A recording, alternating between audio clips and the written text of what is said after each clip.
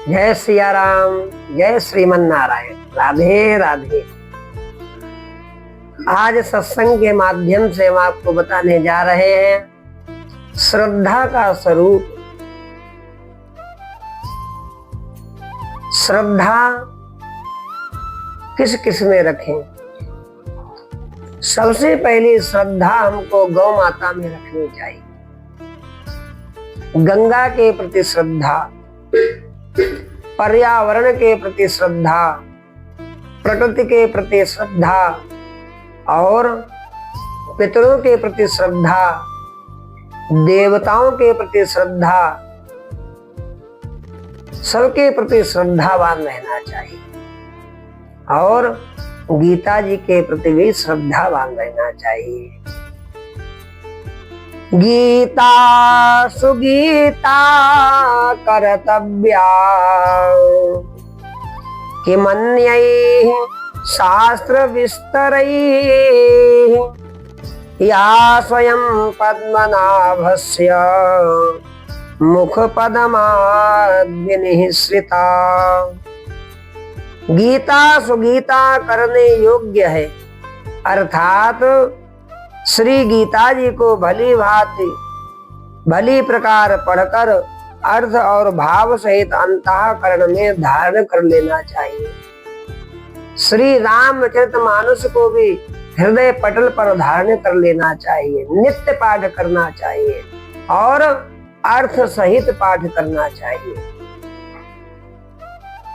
जो स्वयं पद्मनाभ भगवान श्री विष्णु के मुखारविंद से निकली हुई है क्या गीता, फिर अन्य शास्त्रों के विस्तार से क्या प्रयोजन है? गीता को, श्री रामचरितमानस को अपना जीवन बना लेना चाहिए। सभी को गीता का अभ्यास करते करते ही मरे। अपने जीवन को गीता में ढाल दे, रोम रोम में गीता को रमावे। शरीर की चमड़ी चीर कर देखी जाए तो गीता का श्लोक मिले, इस प्रकार गीता को रमावे। साधन की कमी दूर करने के लिए श्रद्धा करनी चाहिए। श्रद्धा के लिए महात्मा, गीता, ईश्वर की आज्ञा का पालन करना चाहिए। आज्ञा पालन से श्रद्धा हो जाती है। उत्तम श्रद्धा क्या है? जैसे यह बटवृक्ष है, किंतु कोई महात्मा कह दे यह सोने का वृक्ष है, उसी समय सोने का दिखने लग जाए, यह प्रत्यक्ष से भी अधिक विश्वास है। श्रद्धा की ऐसी ही महिमा है। 2 नंबर श्रद्धा है कि स्वर्ण का तो नहीं दिखे किंतु स्वर्ण का ही माने। उससे नीची श्रद्धा है कि आपने भूल से स्वर्ण का कह दिया।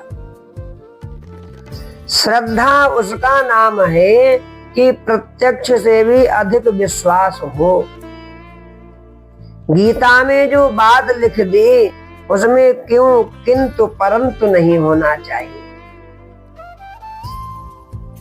2 + 2 अर्थात 4 क्यों? इसमें क्या सवाल की गुंजाइश है? 2 + 2 = 4 ही तो होगा। गीता में जो बात लिखी है उसे मान ही ले, क्योंकि वह बात किसने कही है? स्वयं परमात्मा श्री कृष्णचंद्र ने कही है। वही श्रद्धा की बात है। गुरु का वचन मान ही ले। क्यों? इस प्रकार का प्रश्न पूछने में श्रद्धा की कमी है। जहां पर क्यों परंतु लग जाता है वहां श्रद्धा की कमी दिखाई देती है। गुरु का वचन, माता पिता का वचन तत्काल मान लेना चाहिए। इस प्रकार का प्रश्न पूछने में श्रद्धा की कमी है। जब जावाला के पुत्र सत्यकाम को गुरु आज्ञा देते हैं, ये 400 गायें हैं, इन्हें चराने ले जाओ। गुरु ने आज्ञा दी कि जाओ गाय चराने ले जाओ, 400 गाय है। वह ले जाता है, पूछा नहीं कि क्यों। पूछने वाले को परमात्मा की प्राप्ति नहीं हो सकती, क्योंकि उसकी बुद्धि वही क्यों परंतु में लगी रहती है।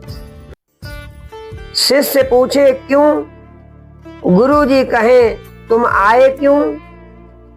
शिष्य कहे मैं परमात्मा की प्राप्ति के लिए आया हूँ या वेद पढ़ने आया हूँ।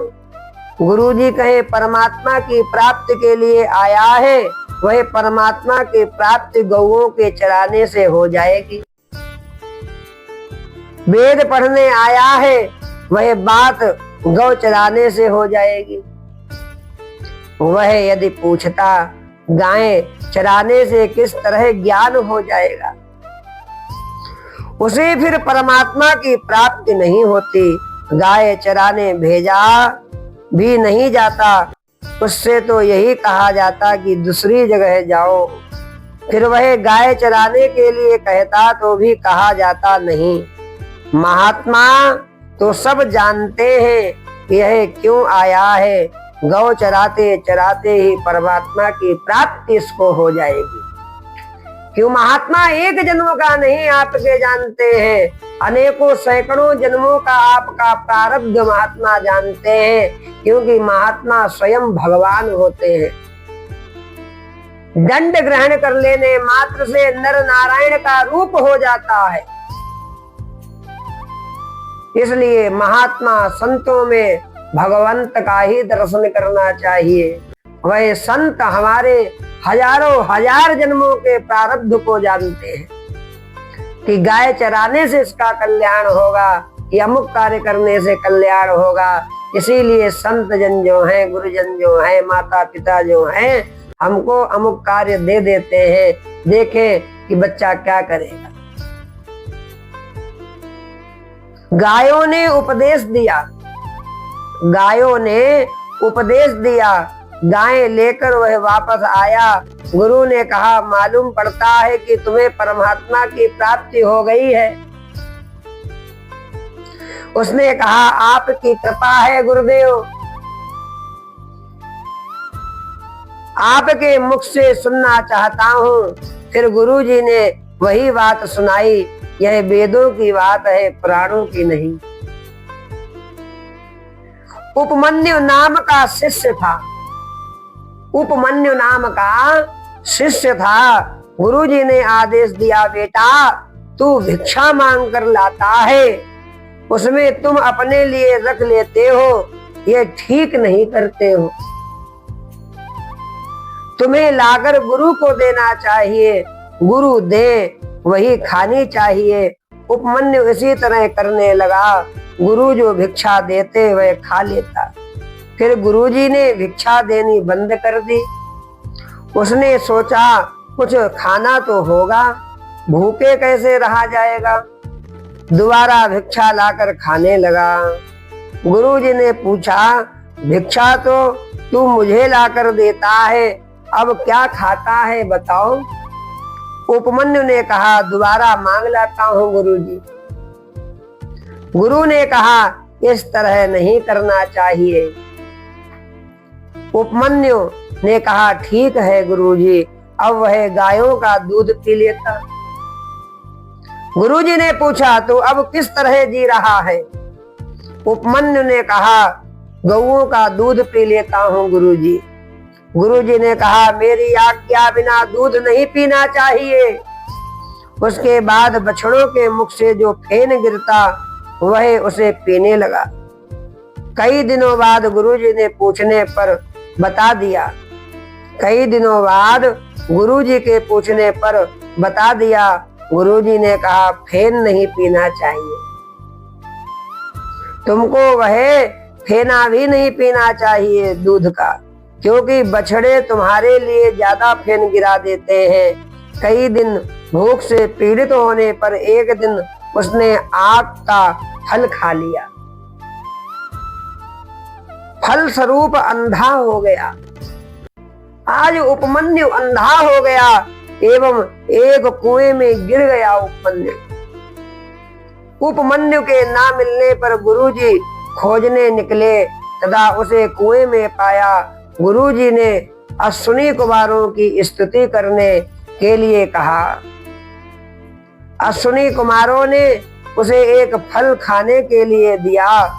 उपमन्यु ने वह फल गुरुजी के अर्पण कर दिया। गुरुजी के देने पर उस फल को खाया एवं नेत्रों की ज्योति उसकी वापस आ गई। यह 2 नंबर श्रद्धा है। 2 नंबर इसलिए हुई कि गुरुजी ने जो बात बताई उसको रखते हुए अपनी बुद्धि से सोच सोच कर करता रहा। श्रद्धा कायम रही। गुरु का ऐसा व्यवहार देखकर भी अश्रद्धा नहीं की। जाबाला के पुत्र सत्यकाम की श्रद्धा 1 नंबर मानी जाती है। 2 नंबर के कई दृष्टांत मिलते हैं शास्त्रों में, 1 नंबर के कम मिलते हैं। एकलव्य भील की 1 नंबर श्रद्धा है। एकलव्य द्रोणाचार्य जी के पास शिक्षा ग्रहण करने के लिए आया। द्रोणाचार्य जी राजपुत्रों को शिक्षा देते थे, इसलिए उसे शिक्षा देने के लिए मना कर दिया। उसने जंगल में द्रोणाचार्य जी की प्रतिमा स्थापित करके उससे शिक्षा ग्रहण की। अर्जुन द्रोणाचार्य जी के परम प्रिय शिष्य थे। एक दिन के गुरु द्रोणाचार्य एवं अर्जुन वन में कहीं जा रहे थे। रास्ते में एक कुत्ता भौंकने लगा। किसी ने कुत्ते का मुंह बाणों से इस प्रकार भर दिया कि उसका मुंह भी बंद हो गया एवं उसे चोट भी नहीं लगी। खोजने पर मूर्ति के आगे अभ्यासरत एकलव्य मिला। द्रोणाचार्य को देखकर उसने अभिवादन किया। पूछने पर उसने द्रोणाचार्य जी को अपना गुरु बताया। अर्जुन उदास हो गए, क्योंकि गुरुदेव ने कहा था कि मेरे शिष्यों में तेरे से बड़ा धनुर्धर कोई नहीं होगा। गुरुजी ने कहा था तुमसे बड़ा कोई धनुर्धर नहीं होगा। गुरुदेव ने उससे गुरु दक्षिणा मांगी। उसने आज्ञा करने के लिए निवेदन किया। गुरुदेव के द्वारा अंगूठा मांगने पर उसने सहर्ष अपना अंगूठा काट कर गुरुजी को भेंट कर दिया। श्रद्धा से उसने वह लाभ उठा लिया जो अर्जुन नहीं उठा सका। एकलव्य भील ने द्रोणाचार्य जी की मूर्ति बनाकर वही कार्य सिद्ध कर दिया जो द्रोणाचार्य जी से किया जा सकता था। भरत जी की कैसी श्रद्धा है। चरण पादुका को कितना आदर देते हैं भरत जी। वाल्मीकि रामायण में कथा आती है कि जिस समय भरत जी महाराज श्री रामचंद्र जी को वापस लेने जा रहे हैं, भरद्वाज ने एक दिन उन्हें अपने पास रखा। उन्होंने राजमहल सिंहासन आदि बनवा दिया। भरत जी महाराज उस राजमहल में आए, सिंहासन पर बैठते नहीं हैं। वे तो समझते हैं कि राज्य तो राम का है। सिंहासन पर चमर छत्र करने लगे। महाराज श्री रामचंद्र जी वहां विराजमान हो रहे हैं, ऐसा मानते हैं। इसका नाम है श्रद्धा। श्री रामचंद्र जी कहीं पर हैं, उन्हें तो पता ही नहीं है कि तुम्हारे नाम पर इतनी खातिर हो रही है। यूं तो श्री रामचंद्र जी सर्वज्ञ ठहरे, किंतु व्यवहार की दृष्टि से यह कहा गया है। तो भरत जी लाल की बड़ी श्रद्धा है। हनुमान जी की बड़ी श्रद्धा है भगवान के प्रति। तो बहुत से श्रद्धावान हुए, इसलिए जीवन में श्रद्धावान बनना चाहिए। माता पिता के प्रति, गुरु के प्रति श्रद्धावान होना चाहिए, परिवार के प्रति श्रद्धावान होना चाहिए और हमेशा कर्तव्यवान भी होना चाहिए। कर्तव्य से भागना नहीं चाहिए। जय श्री कृष्ण। राधे राधे। जय जय सीताराम।